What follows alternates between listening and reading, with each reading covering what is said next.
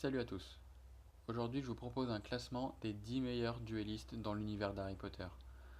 Je vais ici prendre en compte uniquement les capacités de duel et de combat des personnages. Je parlerai aussi que des personnages que l'on a vus et sur lesquels on a un minimum d'infos.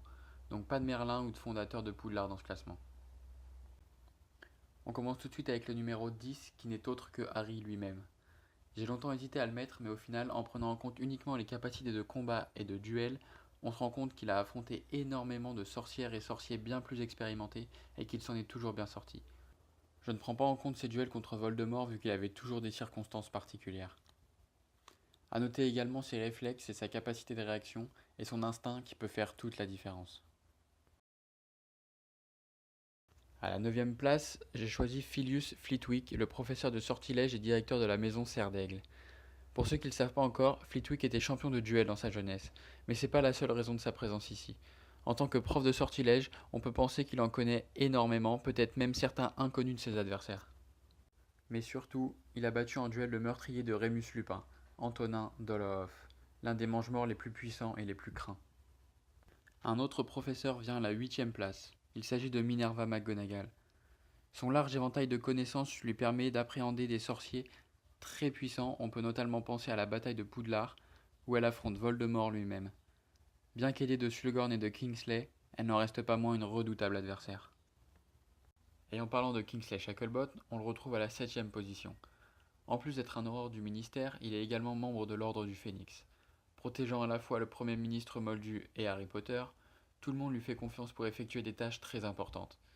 C'est aussi le seul membre de l'Ordre ayant participé à la bataille du département des mystères qui survit à la deuxième guerre des sorciers. C'est le mange-mort Barty Croupton Jr. qui prend la 6e place de ce classement.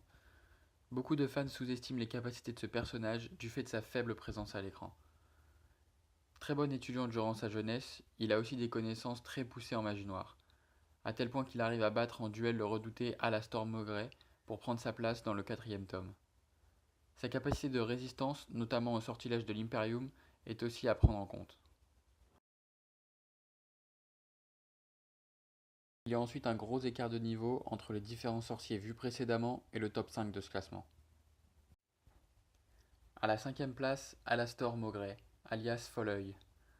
C'est un légendaire aurore du ministère, et comme il est dit dans le tome 4, la moitié des cellules d'Azkaban sont pleines grâce à lui.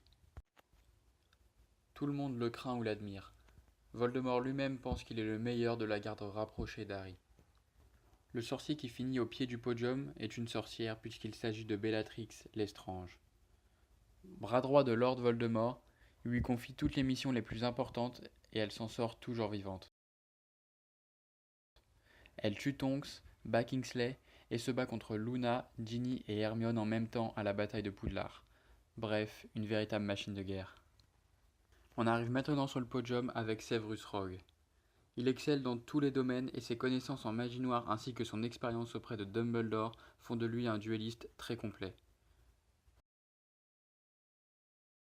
Capable même de créer ses propres sortilèges comme le Sectum Sempra, personne ne peut le mettre en danger et la seule raison qui m'empêche de le mettre plus haut dans ce classement, c'est qu'on ne le voit pas assez combattre. Turn to page 394. Lord Voldemort occupe logiquement la 2e place de ce classement et tout le monde sait pourquoi. Mais pour ceux qui n'ont pas encore lu les livres, sachez qu'il se bat facilement contre McGonagall, Kingsley et Slughorn en même temps durant la bataille de Poudlard. Revoyez aussi son duel face à Dumbledore dans le 5e film. Comme tout le monde le sait déjà, le plus grand sorcier de la saga est Albus Dumbledore. Des connaissances infinies mêlées à son expérience lui permettent de balayer n'importe qui d'un revers de main. Faites-moi plaisir et revoyez à nouveau son duel contre Voldemort. A noter également qu'il utilise la baguette de Suro qui augmente encore sa puissance.